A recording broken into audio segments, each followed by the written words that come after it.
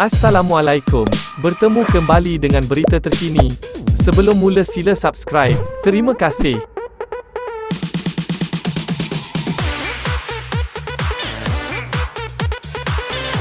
Petaling Jaya, bekas Menteri Kesihatan di Zulkifli Ahmad yang membuat saman fitnah terhadap Najib Razak.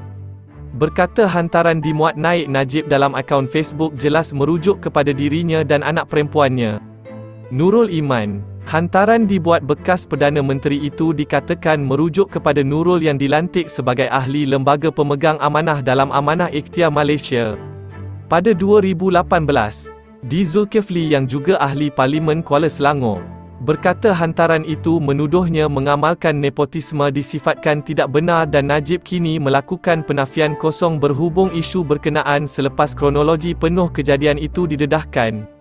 Fakta ini dalam pengetahuan defendan Najib yang juga bekas Perdana Menteri, katanya dalam pernyataan balas terhadap pembelaan Najib yang difailkan bulan lalu. Hantara Facebook Najib itu turut dikepilkan bersama tangkap layar daripada Sinar Harian, diterbitkan pada 28 Januari 19 bulan sebelum membuat hantaran di Facebook. Dengan ahli parlimen pekan itu berkata, tindakannya untuk membenarkan orang awam mengkaji secara adil berhubung isu berkenaan.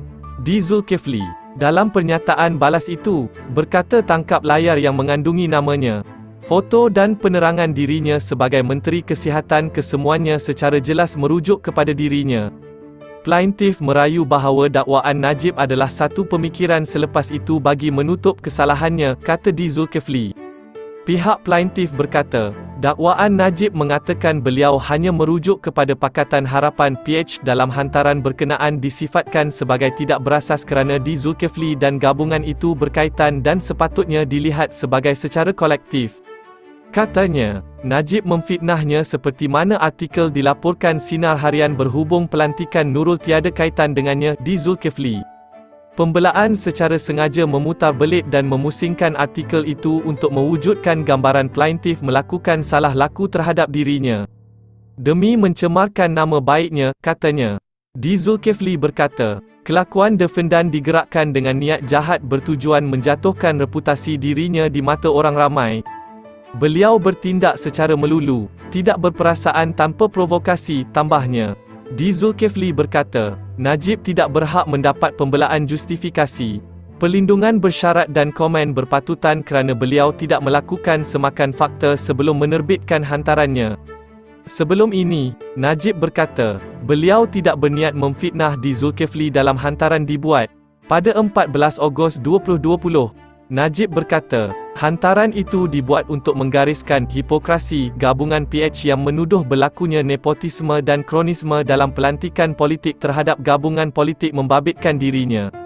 Ia merujuk kepada kritikan terhadap pelantikan pelbagai jawatan dalam syarikat berkaitan kerajaan GLC walaupun faktanya ketika PH menjadi kerajaan bermula Mei 2018 hingga Februari 2020.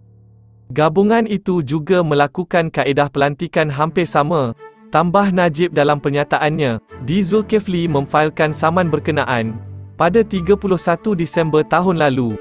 Beliau mendakwa pelantikan Nurul sudah dibuat sebelum beliau dilantik sebagai Menteri Kesihatan dalam kerajaan PH dan anaknya itu dilantik semula pada kedudukannya berkenaan dalam syarikat mikrokredit. Awal tahun lalu, Peguam di Zulkifli, Jaden Fun Wai Ken, berkata Pesuruhjaya Kehakiman Arif Emran Arifin sudah mengarahkan kedua-dua pihak memfailkan dokumen sebelum perbicaraan.